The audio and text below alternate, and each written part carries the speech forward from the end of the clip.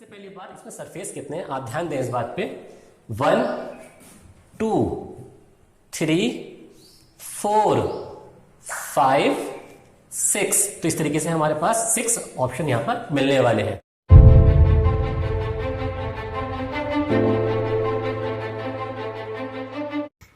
Hello बच्चों and welcome to Sharik epic. चलिए बिना टाइम वेस्ट करे हम स्टार्ट करते हैं अपने इलेक्ट्रिक फ्लक्स का पार्ट 2। जैसे कि मैंने इलेक्ट्रिक फ्लक्स में आपको बताया था कि अगर किसी क्लोज सरफेस के अंदर फ्लक्स एंटर करता है तो उसको हम नेगेटिव कहते हैं और अगर आउट होता है तो उसको हम पॉजिटिव कहते हैं। तो इसी बात को समझने के लिए, इसी कंसेप्ट को अंडरस्टैंडिंग करने के लिए मैं आपको रिप्रेजेंट करने वाला हूं कुछ न्यूमेरिकल्स, खास ज़्यादा न्यूमेरिकल नहीं, कुछ खास न्यूमेरिकल जिससे आप आसानी से अंडरस्टैंड कर सकते हैं कि बच्चों इलेक्ट्रिक फ्लक्स क्या होता है। देखते हैं सामने। जैसे कि यहां पर मैंने एक सिलेंडर बनाया हुआ है। इस सिलेंडर में यहां आप देख सकते हैं इलेक्ट्रिक फोर्स लाइंस या यूं कहा जाए फ्लक्स एंटर करके बाहर निकल जा रहा है। ये मैंने इसका डायरेक्शन दिखाया। इलेक्ट्रिक फील्ड यहां पर कैपिटल ई है। इसके अलावा अब उसने ये कहा कि ये बताइए इसमें से निकलने वाला टोटल इलेक्ट्रिक फ्लक्स कितना होगा, ये हमको फाइंड करना है। तो इसको फाइंड करने से पहले आप देखिए ध्यान से, हमारे पास यहाँ पर 3 तरीके से फ्लक्स निकाला जा सकता है। जैसे कि मैंने आपसे कहा था सिमेट्रिक की अवस्था। सिमेट्रिक स्टेज में क्या होता है, जैसे कि हमारे पास ये मान लीजिए ये है हमारे पास इस तरीके का सिलेंडर है। तो ये इस साइड से तो सिमेट्रिक है, बट इस साइड ये अलग अलग है, तो इनको हम अलग इलेक्ट्रिक फ्लक्स फाइंड करेंगे। बट ये जो स्टेज है ये कैसा है, हमारा सिमेट्रिक है। आप यहाँ से कहीं से भी इलेक्ट्रिक फ्लक्स निकाल सकते हैं जो इसके टोटल इलेक्ट्रिक फ्लक्स के इक्वल होगा। तो हम एक काम करते हैं, एक इलेक्ट्रिक फ्लक्स हमारा निकल के आएगा यहाँ से φ1, एक इलेक्ट्रिक फ्लक्स निकल के आएगा हमारा φ2, यहाँ dφ1 कर लेते हैं और dφ2 कर लेते हैं, और एक इलेक्ट्रिक फ्लक्स निकल के आएगा हमारे पास dφ3। तो बच्चों अब इसके बाद सबसे पहले हमको फाइंड करना है dφ1। अब देखिए ध्यान से, यहाँ इलेक्ट्रिक फ्लक्स निकल रहा है आपका इस साइड में, देखिए इस साइड में निकल रहा है आपका, ठीक है। बट जो इलेक्ट्रिक फोर्स लाइंसेस हैं वो आगे की तरफ जा रही है। जैसे कि बच्चों यहाँ पर इलेक्ट्रिक फ्लक्स और फोर्स लाइन एक दूसरे के अपोजिट है, तो इनके बीच का एंगल कितना बनेगा हमारा, ये 180। It means that θ1 is equal to हमारे पास एंगल बनने वाला है 180 डिग्री। अब इसी तरीके से यहां पर अगर हम एंगल फाइंड करें θ2 इज इक्वल टू, आप देखें इलेक्ट्रिक फ्लक्स और फोर्स लाइंस एक ही डायरेक्शन में है। इसका मतलब बच्चों ये हुआ कि दोनों के बीच बनने वाला एंगल कितना होने वाला है, यहाँ पर ये एंगल होगा हमारे पास 0। अब 0 हो जाने के बाद सिमिलरली आप देख सकते हैं यहां पर जो डायरेक्शन है इलेक्ट्रिक फ्लक्स से कैसा है, 90 degree. It means that θ3 is equal to 90 degree. सबसे पहले हम फाइंड करेंगे dφ3। देखना बच्चों ध्यान से, यहां पर आएगा हमारे पास dφ3 is equal to E into dA cos θ1, कितना है हमारे पास 180। इट मींस दैट 1 आएगा यहाँ पर dφ1, तो dφ1 is equal to E into dA, और cos 180 की वैल्यू कितनी होती है, -1। इक्वेशन नंबर फाइंड कर ली हमने फर्स्ट।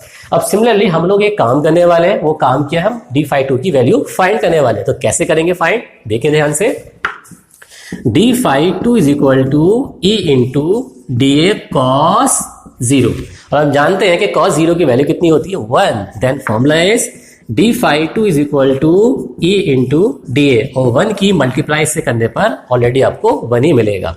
अब हम फाइंड करने वाले हैं इसका थर्ड वाला पोर्शन। तो थर्ड वाला पोर्शन कैसे फाइंड करेंगे, dφ3 is equal to E into dA, और हो गया हमारे पास cos 90। Then dφ3 is equal to E into dA, और cos 90 की वैल्यू 0। इट मींस दैट इस पूरे की वैल्यू कितनी हो गई हमारे पास, 0 निकल के आ गई। अब इसके बाद हमने अलग अलग फ्लक्स फाइंड कर लिया है। अब हम फाइंड करने वाले हैं टोटल फ्लक्स। तो टोटल फ्लक्स फाइंड करने के लिए हम एक काम करते हैं, टोटल फ्लक्स को आपस में ऐड कर लेते हैं। तो फॉर्मूला हो जाएगा dφ is equal to dφ1 plus dφ2 plus dφ3। अब इसके बाद अगर हम इनको ऐड करें तो dφ1 की वैल्यू कितनी है हमारे पास, माइनस का E इंटू dA, और प्लस देखिए बच्चों ध्यान से, अगला है हमारा E इंटू dA, प्लस का E इंटू dA, और इसके अलावा जो हमारा नेक्स्ट क्वेश्चन है वो कितना है, 0। इट मीन्स दैट कितना हो गया, 0। Very simple. तो यहाँ ये हम पता लगा सकते हैं कि सिलेंडर के लिए टोटल इलेक्ट्रिक फ्लक्स की वैल्यू कितनी होगी, हमारे पास 0 होने वाली है। इसी को लेकर के एक छोटी सी प्रॉब्लम और है मेरे पास, जिससे आप पूरी तरीके से इलेक्ट्रिक फ्लक्स को समझ जाएंगे। बच्चों सबसे पहले मैं उसका डायग्राम आपको बना के दिखा देता हूं सेम सिचुएशन के अकॉर्डिंग। जैसे कि पहले मैंने एक सिलेंडर लिया था, अब मैं लेने वाला हूं एक क्यूब। तो यहां पर मैंने इस तरीके से एक क्यूब तैयार कर दिया है। आप देख सकते हैं यहां पर ये क्यूब यहां बन जाने के बाद जब ये क्यूब यहां पर तैयार हो गया इस तरीके से, ठीक है। अब इसमें इलेक्ट्रिक फोर्स लाइंस, इस मीन दैट इलेक्ट्रिक फ्लक्स इसमें इस तरीके से एंटर कर रहा है और यहां से आउट हो रहा है। अब हमें बताना है कि अलग अलग सरफेस से निकलने वाला अलग अलग इलेक्ट्रिक फ्लक्स कितना होगा और इसका टोटल इलेक्ट्रिक फ्लक्स की वैल्यू भी कितनी होने वाली है। चेक करते हैं। यहाँ पर सबसे पहली बात, इसमें सरफेस कितने हैं, आप ध्यान दें इस बात पे। 1 2 3 4 5 6। तो इस तरीके से हमारे पास 6 ऑप्शन यहां पर मिलने वाले हैं। सबसे पहले हम फाइंड करते हैं कौन सा इलेक्ट्रिक फ्लक्स, जैसे कि ये वाला इलेक्ट्रिक फ्लक्स इस वाले सरफेस का, यानी जो आपको ये सरफेस निकल के आ रहा है, इसका इलेक्ट्रिक फ्लक्स हम फाइंड करते हैं। d∅1 इज इक्वल टू हो गया आपका E into D A cos, जैसे कि मैंने आपको प्रीवियस वाली प्रॉब्लम में भी बताया था, डायरेक्शन अपोजिट है। ध्यान दें, फ्लक्स का डायरेक्शन कैसा है, अपोजिट है। इस वजह से यहां पर एंगल कितना लगेगा आपका 180 यानी 180। तो cos 180, और हम जानते हैं कि cos 180 की वैल्यू कितनी होती है, माइनस की 1। तो यहां पर आ जाएगा माइनस का E इंटू डी ए, इक्वेशन नंबर फर्स्ट। अब हम फाइंड करेंगे इसके बाद आगे वाले साइड के लिए, अहेड साइड के लिए, जैसे कि मैंने प्रीवियस प्रॉब्लम में बच्चों किया था, तो वैसे ही मैं अब आगे वाली साइड में इसको सॉल्व करने वाला हूं। तो ध्यान दें, यहां जो फ्लक्स होगा और जो इलेक्ट्रिक फील्ड होगा, इन दोनों के बीच में कहीं भी क्रॉसिंग स्टेज नहीं आने वाली, एक दूसरे के समांतर मींस पैरेलल रहने वाले हैं। इस वजह से यहां पर एंगल जो बनेगा आपका वो 0 बनेगा। तो फाइंड करते हैं d∅2 is equal to E into D A cos, कितना आने वाला है हम लोगों के पास 0। अब 0 आ जाने के बाद d∅2 is equal to E into D A, क्योंकि बच्चों cos 0 की वैल्यू होती है 1। अब ध्यान दें, इसके बाद अगर हम बात करते हैं ऊपर वाली सिचुएशन की, तो ऊपर वाली सिचुएशन में जो फ्लक्स होगा इलेक्ट्रिक फोर्स लाइन के कैसे होगा, vertical. It means that theta is equal to 90। अगर हम बात करें नीचे वाले की, तो नीचे भी आपका क्या होने वाला है, vertical. It means that theta is equal to 90 degree बच्चों। अगर हम बात करें अहेड साइड की, तो अहेड साइड में जो आपका फ्लक्स निकल के आएगा वो भी इसके क्या होने वाला है, इलेक्ट्रिक फ्लक्स के perpendicular. It means that theta is equal to 90। अगर हम बात करें बैक साइड की, तो बैक साइड में भी क्या होने वाला है, थीटा इज इक्वल टू 90। इसका मतलब ये हो गया सिर्फ इन दोनों सरफेस को छोड़ करके बाकी सारे फ्लक्स की वैल्यू कितनी होने वाली है, 0। तो हमने सारी वैल्यूज फाइंड कर ली। अब उसने क्वेरी में कहा है कि find the all electric flux, total electric flux for both surface. तो हम कैसे फाइंड करेंगे, उसको फाइंड करने के लिए d∅E is equal to d∅1 plus d∅2। तो देख रहे हैं बच्चों कितना सिंपल हो गया है सॉल्व करने के बाद। अब इसके बाद d∅E इज इक्वल टू हो जाएगा हमारे पास, d∅1 की वैल्यू कितनी है, माइनस का E इंटू डी ए, और अगली वैल्यू कितनी है हमारे पास, E इंटू डी ए। अब E इंटू डी ए आपस में हो गया कैंसिल। इट मींस दैट यहां पर निकलने वाला जो टोटल फ्लक्स होगा वो कितना निकल के आएगा हमारे पास, 0 निकल के आएगा। तो इस तरीके से हम इस प्रॉब्लम को भी आसानी से सॉल्व कर सकते हैं। अब इसको सॉल्व कर देने के बाद एक छोटा सा टॉपिक हमारा और रह जाता है, जिसको हम यहां पर क्लियर कर देते हैं। अब जो छोटा टॉपिक हमारा है जिसका नाम है सॉलिड एंगल। क्या कहेंगे इस बच्चों उसको, सॉलिड एंगल। सॉलिड एंगल का मतलब होता है घन कोण। अब बात करते हैं घन कोण क्या होता है। आप लोगों ने बॉल देखी होगी, जैसे कि गॉस लॉ के स्टार्टिंग के चैप्टर से ही मैं आपको बॉल के बारे में लगातार बताता आ रहा हूं।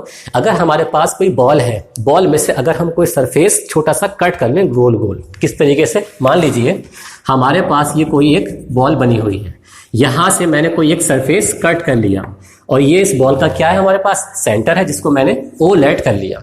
ओ लेट कर देने के बाद अब एक काम करते हैं, इसके कॉर्नर्स को इस पॉइंट ओ से हम मिला देते हैं।